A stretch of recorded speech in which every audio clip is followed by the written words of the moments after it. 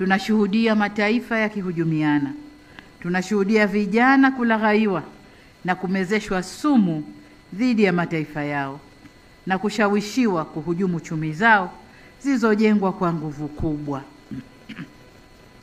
Vile vile kuna wimbi la kuwaaminisha vijana kwamba serikali zao hasa za Afrika hazifuati au zinakiuka haki za binadamu. Sasa hapa nataka tukumbushe tu ulimwengu, lakini na watu wetu wajue kwamba kwa upande wa Tanzania sisi ni wafuasi wazuri sana wa haki za binadamu. Mtakumbuka kwamba sisi Tanzania tuliweka kwa mara ya kwanza kwenye katiba yetu ule mtiririko wa haki za binadamu tulipobadilisha sheria mwaka gani? 1984 tuliweka mtiririko wa haki za binadamu na tukatanua wigo wa haki hizo. Lakini pamoja na hayo tumetunga sheria nyingine nyingi ambazo zimekwenda kulinda na kuweka nguvu ya utekelezaji haki hizo za mwanadamu. Kubwa zaidi, tumetoa nafasi kubwa kwa wananchi wetu pale wanapohisi haki zao za binadamu zinavunjwa, watumie mahakama kwenda kudai au kutetea haki yao. Kwa hiyo kwa upande wetu sisi Tanzania kwa muda mrefu tunaangalia haya haki za binadamu. Lakini pamoja na hayo, kwa sababu tumo ndani ya Afrika, tumesaini na kuratify lile tamko la haki za binadamu la Afrika, lakini pia tumesaini Court of Africa ile tamko lake au protocol yake tumeisaini, na leo kwa bahati nzuri Tanzania ndio tuna host au ni wenyeji wa hiyo Court of Africa ya haki za binadamu na haki za watu. Sasa tofauti ya binadamu na watu majaji watatuambia, lakini ni haki za binadamu na haki za watu. Tunayo hapa Arusha. Kwa hiyo kwa upande wetu sisi kwa muda mrefu tunazo hizo haki za binadamu. Sasa haya yanayosemwa na mengine atakayoendelea kusemwa, sisi we know how best we are. Lakini hata ulimwengu unajua sisi tuko wazuri gani au kiasi gani katika kuangalia haki za binadamu. Ila wanasema give the dog the bad name ili ufanyaje? Umuue. Kitaka kumuua mbwa mpe jina baya, basi jamii yote itamzongea ifanyaje? Imuue. Kwa hiyo lakini vinginevyo sisi Tanzania tuko vizuri kwenye haki za binadamu, na uzuri ni kwamba hakuna aliye juu ya sheria zetu zilizowekwa, hizo haki za binadamu zilizowekwa kwa sheria na sheria nyingine zozote. Hakuna aliye juu ya sheria zetu. Anayevunja sheria atashughulikiwa. Kwa hiyo kwa Tanzania sisi tuko vizuri. Waendelee kusema hakuna haki, tunavunja haki, lakini hakuna aliye juu ya sheria. Kila anayevunja sheria anashughulikiwa. Sasa ndugu zangu, wanangu, mawakili na maafisa wa sheria, katika hali kama hii nchi inahitaji kujihami na kulinda raia wake katika nyanja zote.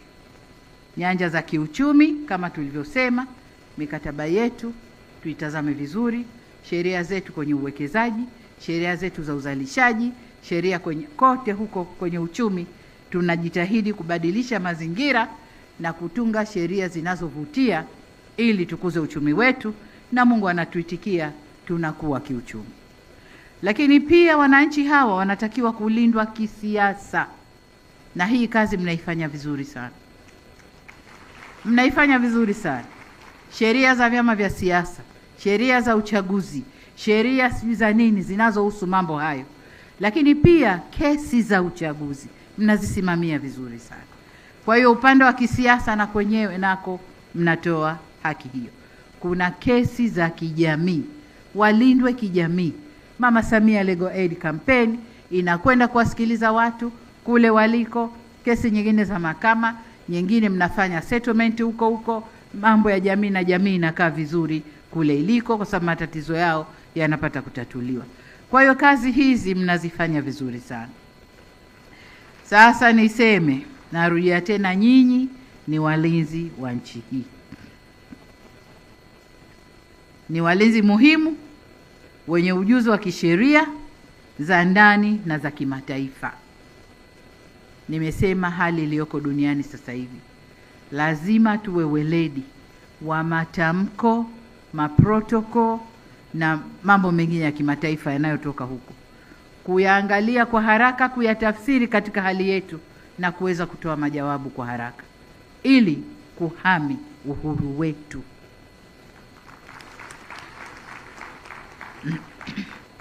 Hivyo basi ni wajibu wenu na ni muhimu mkatilia maanani kugundua vihatarishi mapema, kushauri kwa wakati, kwa usahihi na kwa nia njema. Ni jukumu lenu pia kuhakikisha kwamba nchi inalindwa na kusimamiwa kwenye misingi imara ya kisheria, na sheria tunazozitunga na tunazotarajia kuzitunga zitusaidie kulinda uhuru wetu, haki za raia na rasilimali za taifa letu, kama ilivyoelezwa vyema kwenye katiba yetu.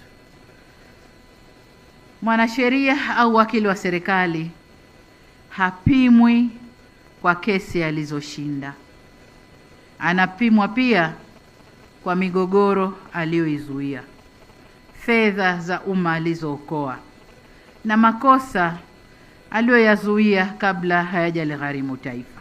Na yote yamesemwa hapa vizuri na rais wenu kwamba hii kazi mnaifanya, na ametoa taarifa ya yale ambayo tayari mmeshafanya, na ni matumaini yangu mtafanya zaidi ya yale ambayo yamesomwa hapa.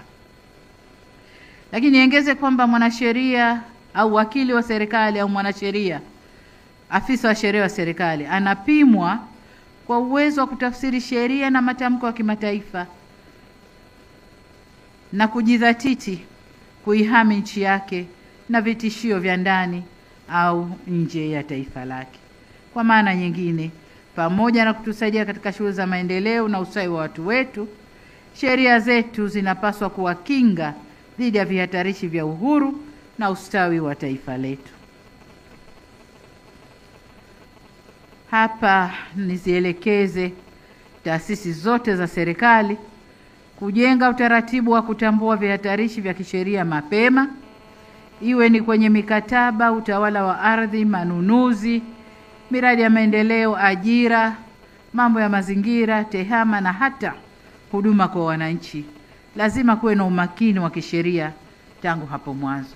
Na nimesikia kilio chenu kwamba vitengo hivi vya kisheria, mawakili walioko kwenye sekta mbalimbali wanapaswa kuongezwa nguvu. Waongezwe nguvu kielimu, lakini pia kirasilimali ili waweze kufanya kazi zao.